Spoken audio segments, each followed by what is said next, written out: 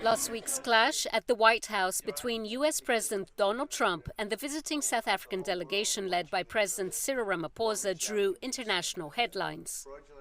Ramaphosa's team pushed back against Trump's false claims of genocide against white farmers, saying such attacks are part of a broader crime problem that South Africa cannot tackle alone.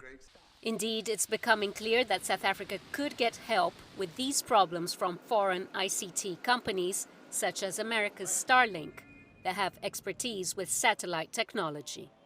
We need technological help. We need Starlink at every little police station. We need drones. I actually got drones donated for the peace parks to stop elephant and rhino poaching. Starlink is a satellite company which aims to provide global mobile broadband.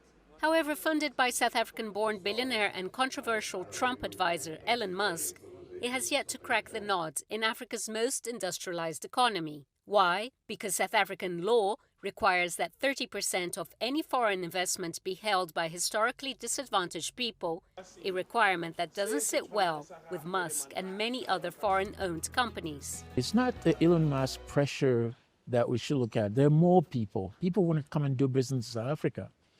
They're really reluctant probably because of this 30%. And we've seen that even with this 30% that's been sitting there, it's been hijacked by a small group of elites who haven't been able to convert that into the realities of economic development in South Africa.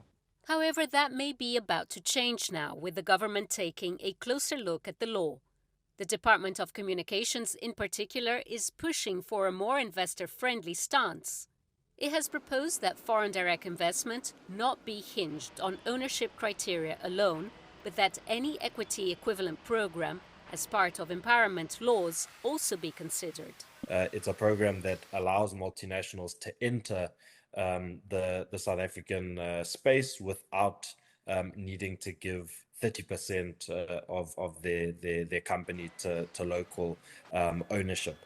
However, this isn't a move away from our transformation goals. Companies are still forced to invest in equivalent to what the shareholding would be in regards to that 30% into programs that speak specifically to government's transformation goals inside the sector that they're in.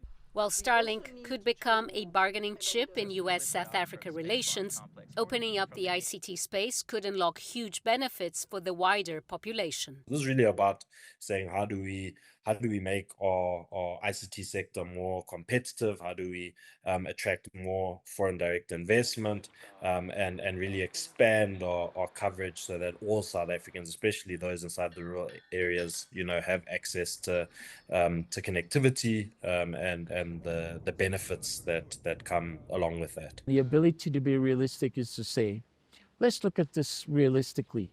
Is it affordable? Is it effective and efficient? Does it help us to meet our goals and deal with our challenges on poverty reduction, job creation, and of course, inequality reduction as well?